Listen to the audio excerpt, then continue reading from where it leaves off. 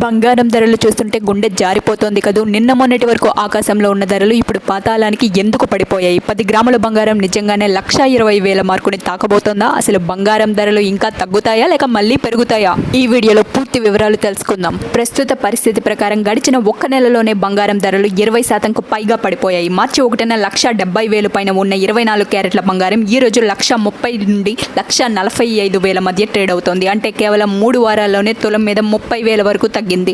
ఇది జ్యువెలరీ కొనేవారికి పండుగ అయినా ఇన్వెస్టర్లకు మాత్రం పెద్ద షాక్. దీనికి ప్రధానంగా 3 కారణాలు ఉన్నాయి. యుద్ధ విరామ సంకేతాలు, అమెరికా అధ్యక్షుడు ట్రంప్ ఇరాన్పై దాడులను 5 రోజుల పాటు వాయిదా వేయడం వల్ల మార్కెట్లో భయాన్ని తగ్గించింది. రెండవది డాలర్ భయం. అంతర్జాతీయంగా డాలర్ రేటు పెరగడంతో బంగారంపై ఒత్తిడి పెరిగింది.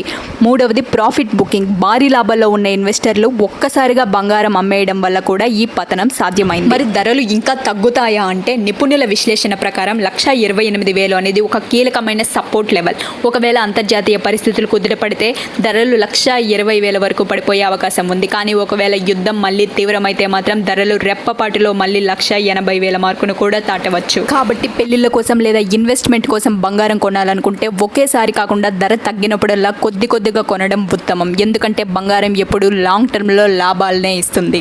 మరిన్ని అప్డేట్స్ కోసం ఇప్పుడే మా ఛానల్ని సబ్స్క్రైబ్ చేసుకోండి.